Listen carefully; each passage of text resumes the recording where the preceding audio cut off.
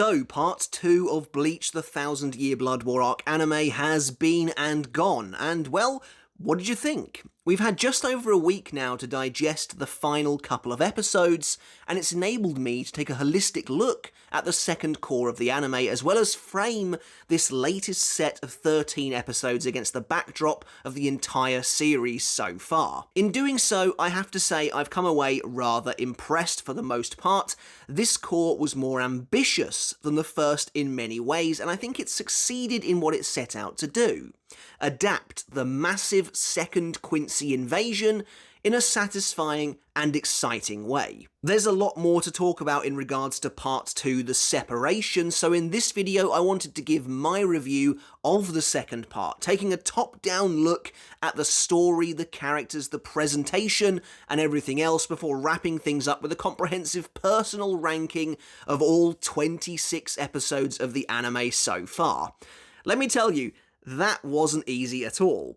This video isn't designed to deep dive into every aspect of the anime, more we'll be taking a general look at how we think the anime did with part 2. So let's dive into the video and take a look at what part 2 of the 1000-Year Blood War arc anime had to offer. Just how good was it? How does it compare to part 1? Are the changes the team are making to the story for the better, or are they too drastic? Let's find out. Before we get started on the video, guys, if you haven't hit subscribe yet, make sure to do that now for more Bleach content like this every single week. And if you enjoyed the video, when you're done with it, make sure to give it a thumbs up as well to help support me and the channel. And if you want to take that support for me another step further, I do have a Patreon as well. And as always, I want to say a massive thank you and give an enormous shout out to everyone supporting me there over on Patreon. I really do appreciate each and every one of you. And there probably will be some spoilers for the 1000-Year Blood War arc of Bleach, particularly if you haven't finished watching the second core. Though if that's the case, what are you doing watching this review? You need to go and finish the core first, and then come back over here for the discussion. So, episodes 14 through 26 covered chapters 542 to 609, which is roughly the same amount of source material content as was covered in part 1. This time the anime dealt almost exclusively in the second Quincy invasion, featuring numerous battles from the final arc, focusing on the conflict between Shinigami and Quincy. Where part 1 had maybe 2 spotlight battles at best, Yamamoto vs Roid and Zaraki vs Unohana, this set of episodes had a lot more to contend with, including multiple fan-favourite tentpole battles in a row. In fact, I think there was more pressure on this core in general to get things right. The chapters covered by part 1 are generally regarded to be the very best of the 1000-Year Blood War arc, the tightest, most well-plotted segment of the story. As I argued in my video on the second Quincy invasion, this battle is much bigger, much wilder, messier, and untamed, especially towards the end. If the first invasion and its surrounding sub-arc was all about the surprise attack and subsequent build-up to a true war on the horizon, then this core was tasked with tackling that true war itself. Yhwach launches his absolute conquest of the Seirete, completely transforming the battleground as the Vandenreich reveal themselves from the secrecy of the shadows. Over the course then of roughly 10 episodes or so, the Gotei 13 engages the Sternritter in battle, featuring pretty much solid fighting throughout. The demand for action is considerably higher this core. The time for talking and training is over. Throughout these episodes, though, we also get tantalizing glimpses of what Ichigo is up to and his exploits in the royal palace that tease perhaps the biggest reveals still to come. Then, finally, after Ichigo's return to the fight sets into motion the next phase of Yhwach's plan, the final 3 episodes deal with the Quincy King's assault on the palace itself. To those of us that have read the source material, perhaps the most noticeable thing about part 2 is how heavily it deviated from the original story in places. Going into the 1000-Year Blood War anime, we knew there would be new scenes, additional content, and more. But where part 1 had a couple of mostly small, unobtrusive extensions here and there, part 2 introduces large, sweeping transformations.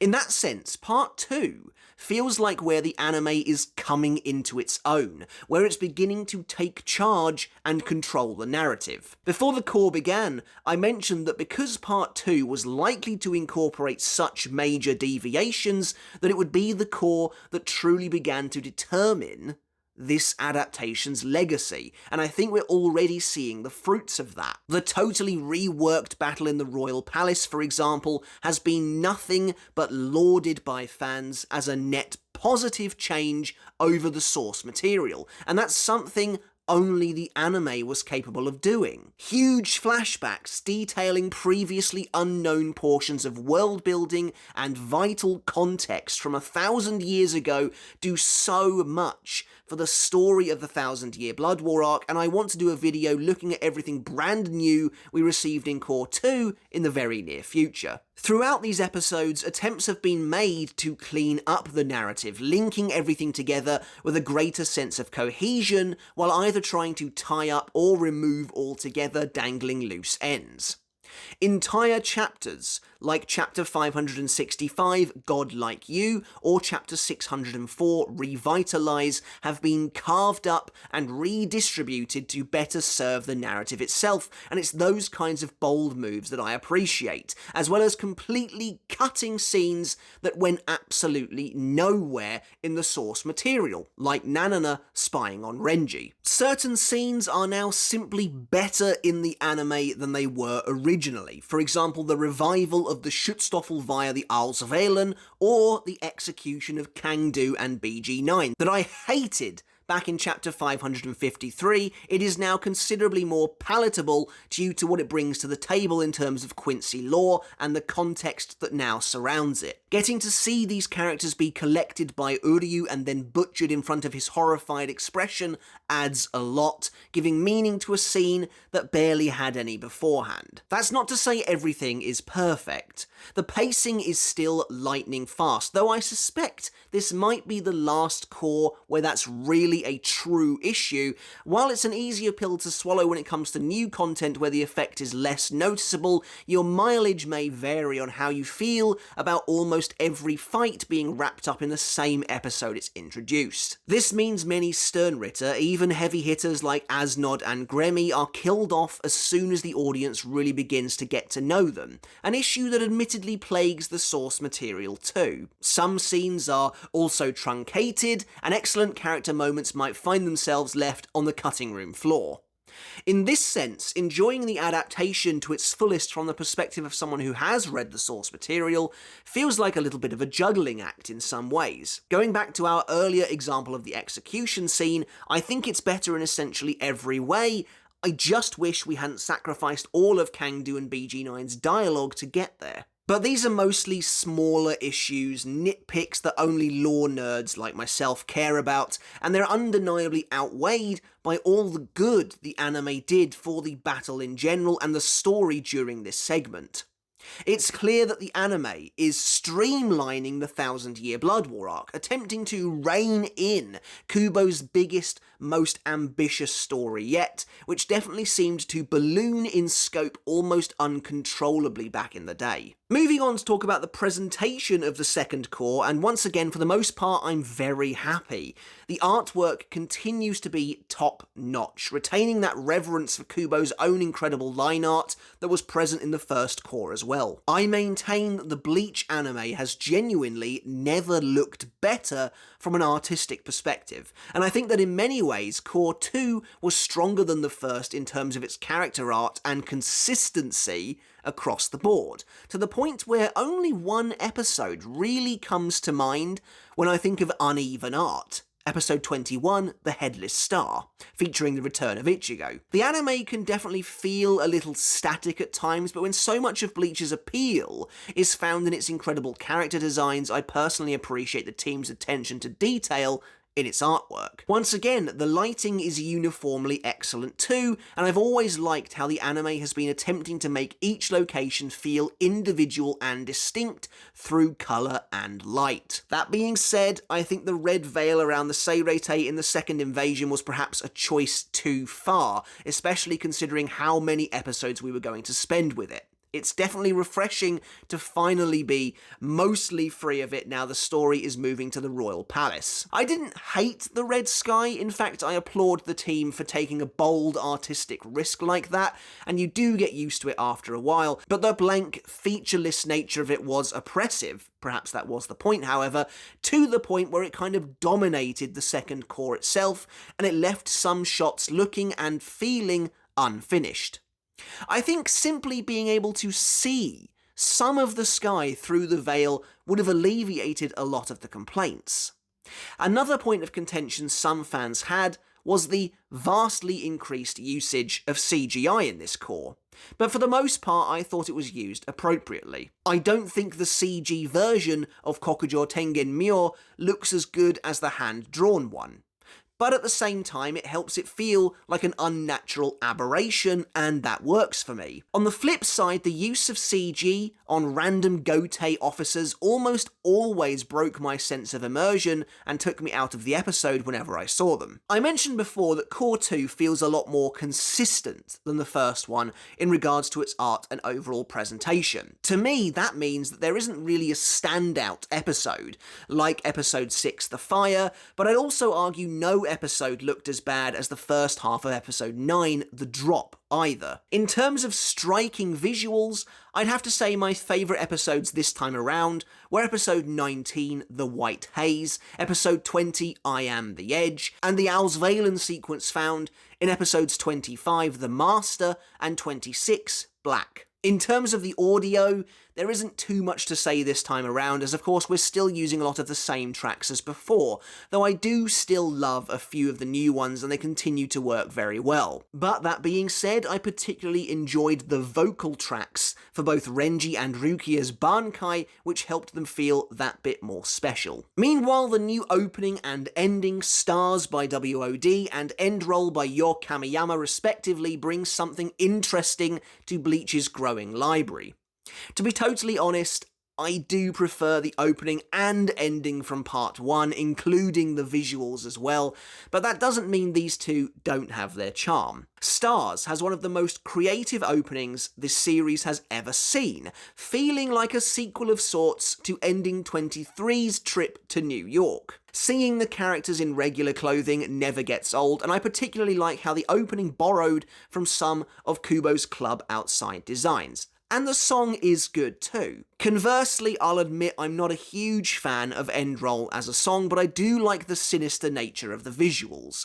I love that there's an entire ending that lingers on the fact that the Quincy were waiting, watching in the shadows. It's clever, and above all else, it's creepy. In terms of character voice acting, once again, I'm very impressed, and it feels like many of these actors are really giving it their all here.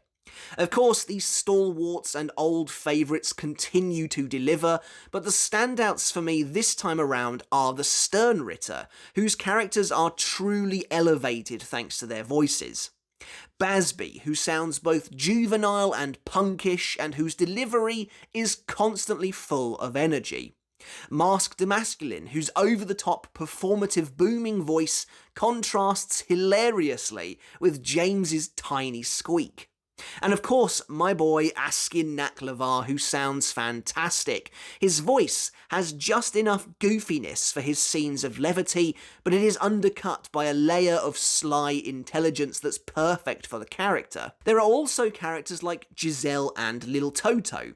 Lil Toto in particular has a fascinating voice, but one that I think works excellently for the character's often deadpan, serious nature. As you can see, I am just reeling Sternritter off here, and that's because they're nearly all wonderful. Gremmy's childlike glee as his desire for battle grows and grows, Pepe's hilariously pathetic cowardice, and Candice's unrelenting anger and fury. But of course, there's one Sternritter I haven't yet mentioned, and that leads me into my standout characters section. Of all the Sternritter that really made an impact in this core, Asnod takes the crown, despite only playing a major role in a single episode. Asnod is handled to near perfection in the anime, and his voice actor Yoshitsugu Matsuoka delivers the standout performance of the entire core in my opinion. From his low, raspy, creeping voice, to his giddy, almost sickly coughing laughter,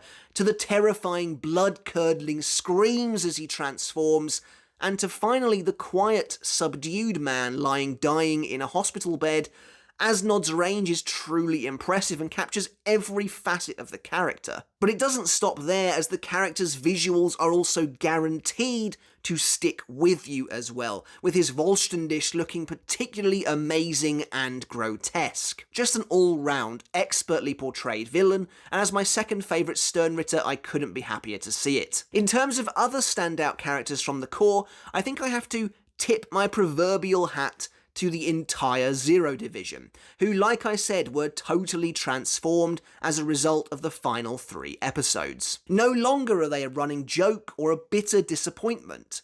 The anime has given them a new lease of life, and nowhere is that more apparent than with Shutara Senjumaru. Senjumaru has always had my favourite design of the bunch, but now we have a clearer idea of what her Shikai is thanks to her new battles against Uryu and Gerard, and of course, we even got to see her brand new BANKAI in perhaps the arc's greatest surprise. Saved right for the very end. It feels so good seeing the anime taking characters with so much potential left untapped on the table and doing so much more with them. And finally, I just want to give yet another shout out to our main villain, Yhwach.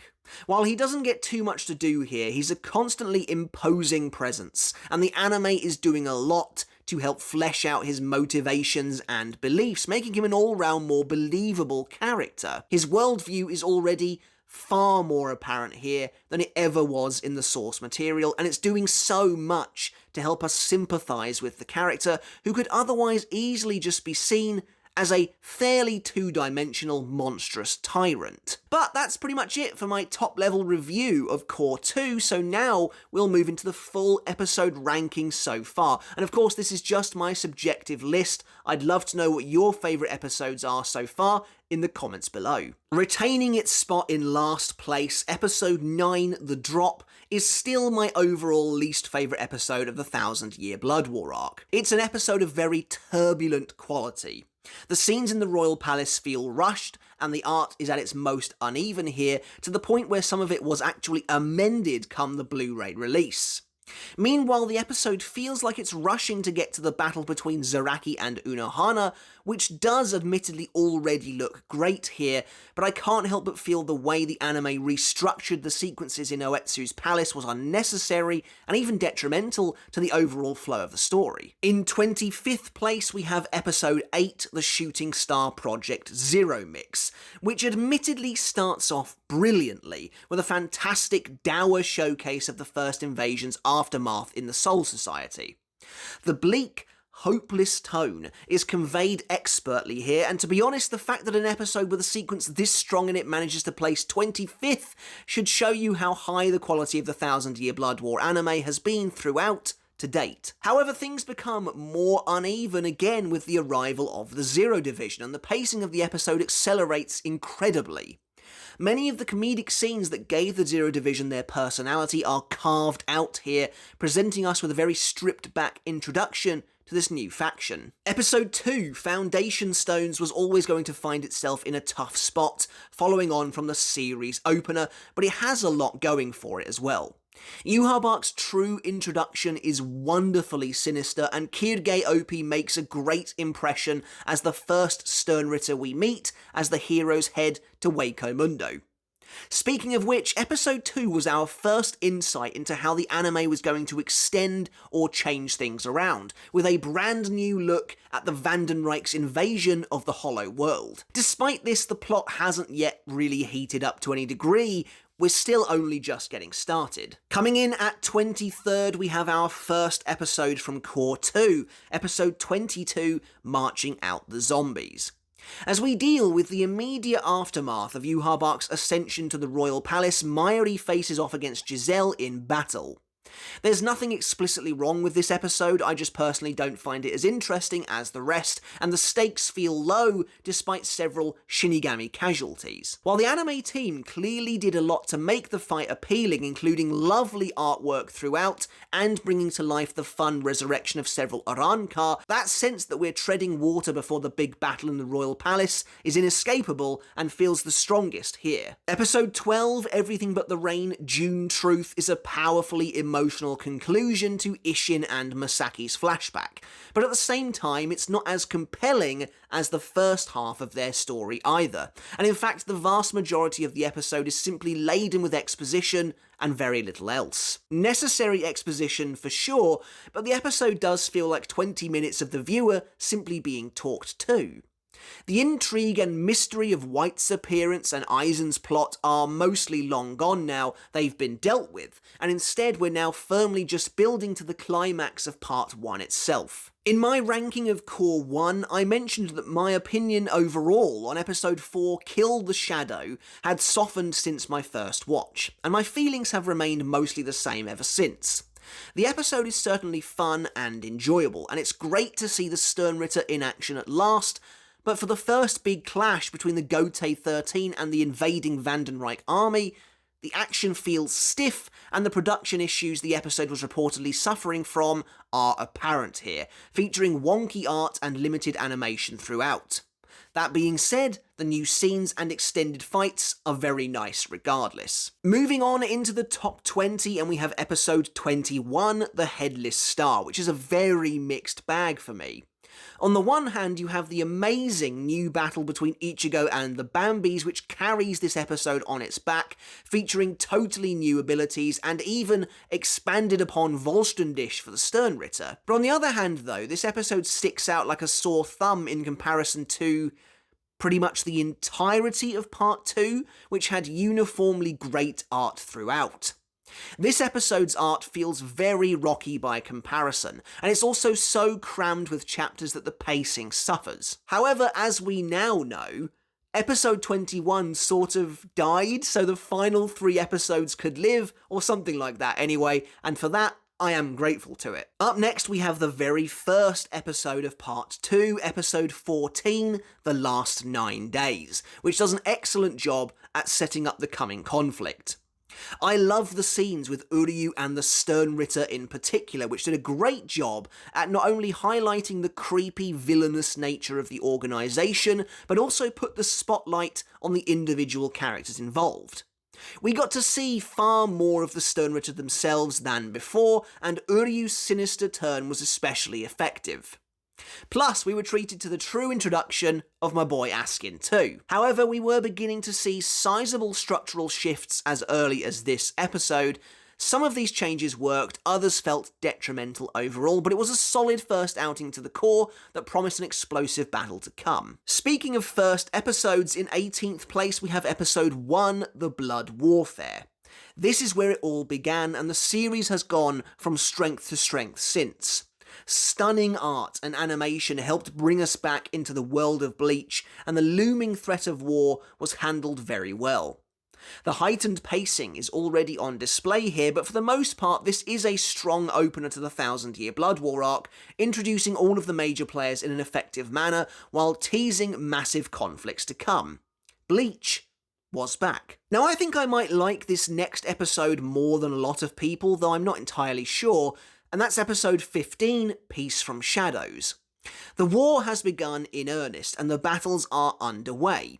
Even if it's mostly superfluous fluff, I love the new meeting of the Sternritter at the start of the episode, and I think the 2 spotlight battles here, Toshiro vs Basby and Soifon vs BG9, are both handled pretty well on the whole. The battles themselves aren't as exciting or well put together as the thrilling conclusion to these fights, which will come later on in this list, but as I argued in my reviews, these were never tentpole fights to begin with, and yet they were still given a lot of love by the team. Up next we have episode 18, Rages at Ringside, featuring the first of what I would consider the major milestone fights of the second Quincy invasion, Renji versus Masked Masculine. And in my opinion, it's pretty good. It's definitely, I would say, the weakest adaptation of the big fights, and a lot is cut where perhaps it didn't need to be. That being said, it looks and sounds spectacular, and the duo of Mask and James were really brought to life in a big bombastic way on the screen. Plus, of course, Renji's new Bankai looks fantastic. You can feel that sense of power with its incredible looking abilities, and of course, it's accompanied by that wonderful new vocal track. And despite the disappointing treatment of the Vizards, which is par for the course at this point, the Bankai of both Rose and Kensei were portrayed really well too. Byakuya versus Pepe was always going to be a weird fight, yet I've always had a morbid fascination with it that makes it at least somewhat interesting to me, and I was keen to see it play out in the anime. And to be honest, episode 23, Marching Out the Zombies 2, does a decent job with it, actually making Pepe somewhat palatable and including some pretty strong animation throughout, particularly where the tail end of Mayuri versus Hitsugaya is concerned. But what really elevates this episode is the brand new battle between Byakuya, Robert, Nanana, and Candice, which is a great example of how the anime can elevate the original content in ways we hadn't seen before. Considering both this and episode 22 could be considered the treading water episodes of part 2, this is the far stronger and more exciting one overall. Looking back, I think I was a little hard on episode 3, March of the Star Cross originally. It was the first episode of the anime that felt truly rushed to me, and that does remain true today, but at the same time, the battle between Ichigo and Kirige is great, with the reveal of Kirige's Volstern dish in particular being an absolutely stunning standout moment in the episode that I remember watching with a huge smile on my face. Condensing the entirety of chapter 494 into the episode's cliffhanger is still a little hard to stomach, but I do like the sense of chaos and overwhelming madness as the invasion begins, to the accompaniment of that blaring soundtrack. Outside of Yamamoto versus Royd, Zaraki versus Unohana is the best fight of part 1, and episode 10, The Battle, transforms this duel into a hellish apocalyptic fight of blood. The much needed expansion of Unohana's Bankai was wonderful to see, and this fight, this episode, brings us some lovely character development for Kenpachi, along with some incredible imagery to boot. That being said, the second half of the episode, where we return to the Royal Palace, is comparatively much weaker overall, and I maintain the narrative would have been better served by sticking to the source material here. Putting all of Oetsu's scenes into episode 9, and then dedicating this entire episode to the battle between Zaraki and Unohana, would have alleviated much of the structural weirdness going on here and helped make this fight feel like more of an event. Up next we have episode 20, I Am the Edge, featuring another Zaraki fight, except this one is on an entirely different scale. Zaraki vs Gremmy is one of the biggest battles of the 1000-year Blood War arc, and while it did look stunning here in the anime, it also, much like Gremmy himself, kind of comes and goes, while never feeling like as big of a deal as it probably should. While again, I appreciate the team stuffing the entire battle into one episode to help save some room for later on, this fight almost certainly deserved to span more than 1 week, and Gremmy just continues to exist in a weird vacuum for all eternity. That being said, there's no faulting the incredible reveal of Kenpachi's Shikai and how absolutely mind-blowing it looks when he destroys that meteor. Coming in at number 11, we have, well, episode 11, Everything But the Rain. Tackling some of the most emotional and difficult story matter from the arc, Everything But the Rain handles it with aplomb, featuring a deep story, beautiful art and animation, and wonderful character interactions. Isshin and Masaki's battle with White and their first destined meeting is gorgeous to behold. Not only that, but Aizen returns for some sinister machinations, and we're given one of the best cliffhangers of part 1, where Uryu's journey takes a dark turn as he's found by none other than Hashwolf in the sort of connective tissue I love to see the anime add. Alright, kicking off the top 10, we have episode 17, Heart of Wolf, which brings to a close the first phase of the second invasion in truly heart-wrenching fashion. While perhaps not being quite as long as I I would like. Komamura vs Bambietta is handled wonderfully here, with Komamura's huge reveal and subsequent rise and fall given the weight and respect it deserves. I'd have loved to have seen more from Komamura himself, but their battle is excellent nonetheless, and his transformation into a vengeful beast is a sight to behold. Meanwhile, the episode does a solid job wrapping up everything that's happened so far in the second invasion, teasing the fates of fallen Sternritter, Kangdu, BG9 and Bambietta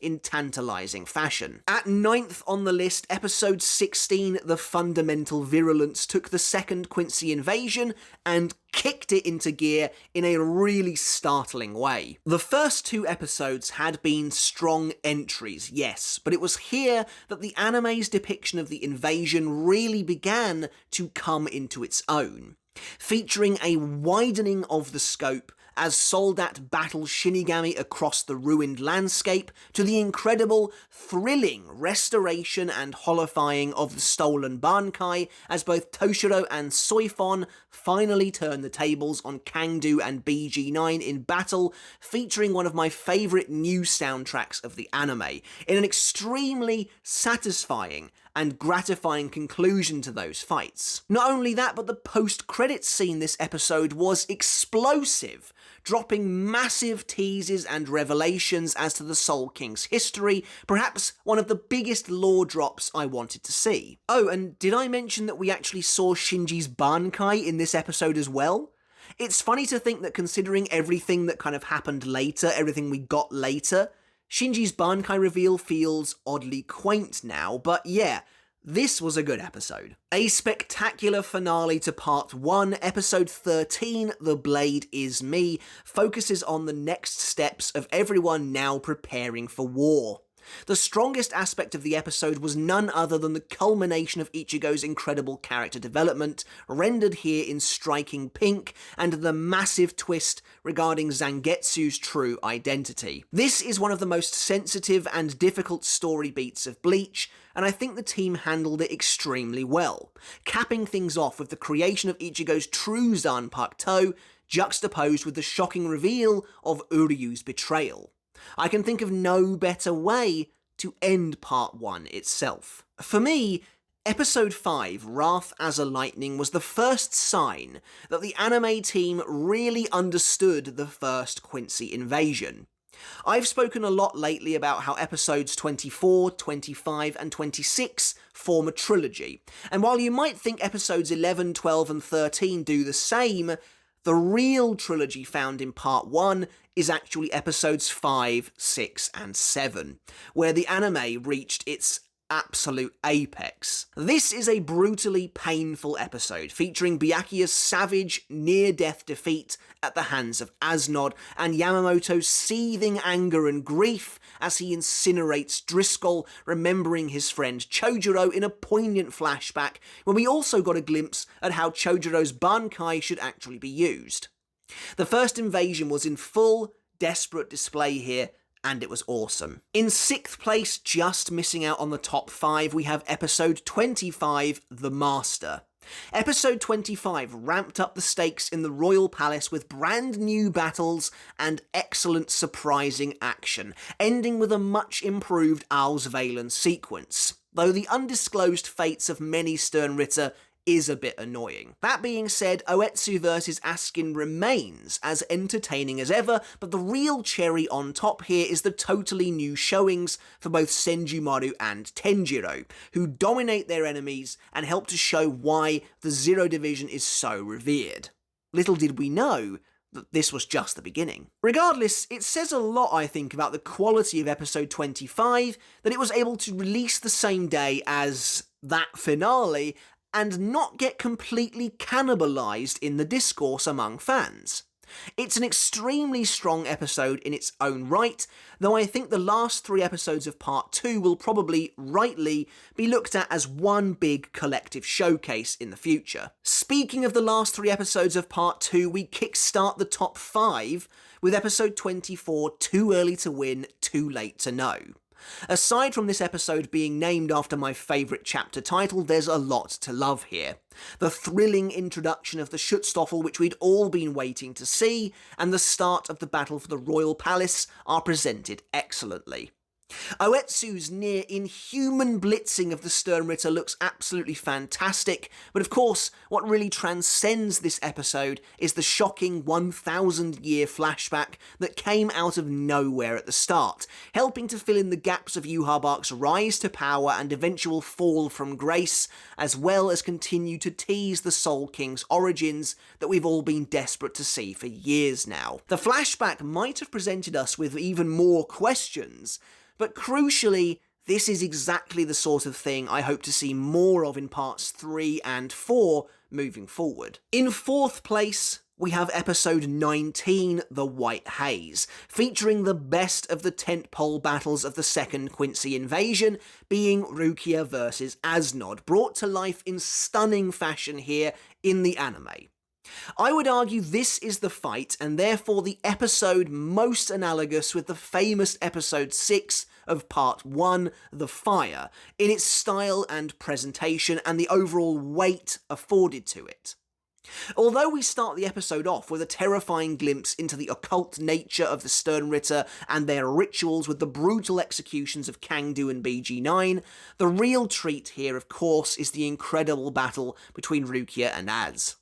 The battle is given all the time to breathe it needs, even forsaking the credits, to really stand on its own as something incredible. Asnod electrifies on screen with a wonderfully hair-raising performance, accompanied by some of the best, most haunting visuals in the anime to date, while Rukia's Bankai is one of the most eye-wateringly beautiful sequences we've seen in the 1,000-Year Blood War arc, and her character arc comes full circle alongside her brother Byakuya in a lovely way. The team treated this fight with a reverence that it deserved, and as a result, this isn't just one of the best episodes of Part 2, but of the 1,000-Year Blood War arc overall. In 3rd place overall, taking home the bronze medal, for now at least, is the final episode of the 1,000-Year Blood War Part 2, and the current final episode of the anime, episode 26, Black. What an incredible, unexpected finale this was.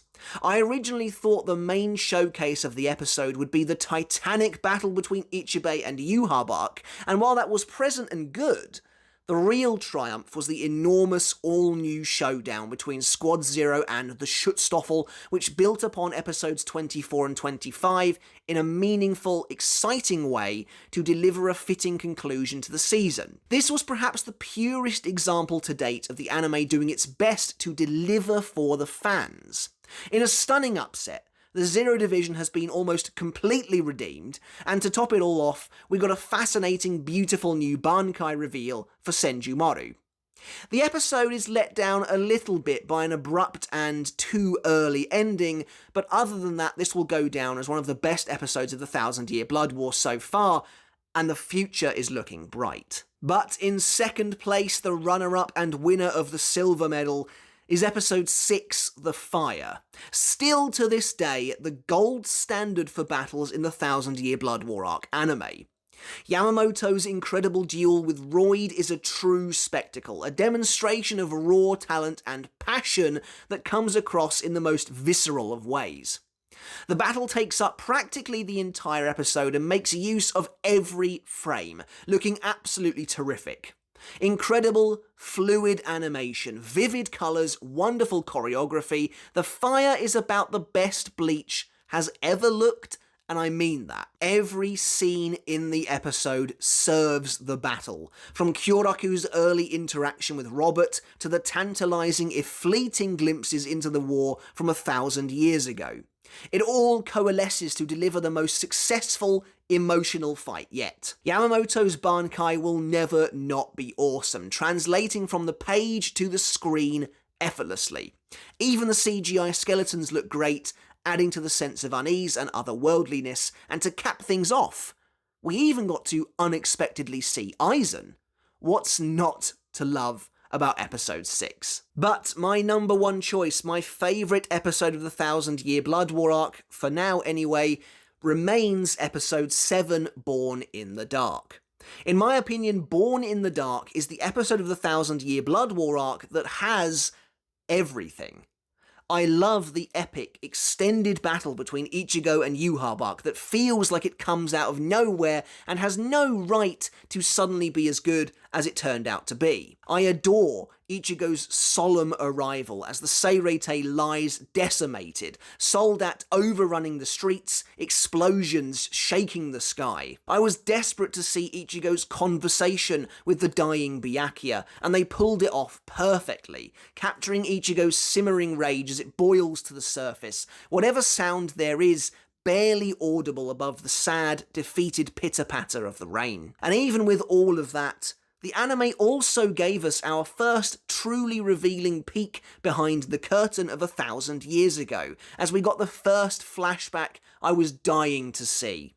The Battle for Seirete, featuring the original Gotei 13. It's the episode that finally captured and seemed to truly understand the tone, the chaos, the sadness of not just the first Quincy invasion, but the 1,000 Year Blood War arc itself. It's the episode that, up to that point, captured everything I had wanted to see from the anime, and as far as I'm concerned, episode 7 remains the 1,000 Year Blood War in its purest form, and it will take something truly special to dethrone it. But that's it for my review of Core 2 and my comprehensive episode ranking. To summarise then, I think Part 2 of Bleach the 1,000 Year Blood War, The Separation, has been a big success. They tackled one of the toughest, messiest portions of the story and managed to neaten and streamline it while also taking the reins of the narrative into their own hands. Never has the anime's own personal stamp been felt more than here, and I think it's here that we'll see the legacy of the adaptation being forged.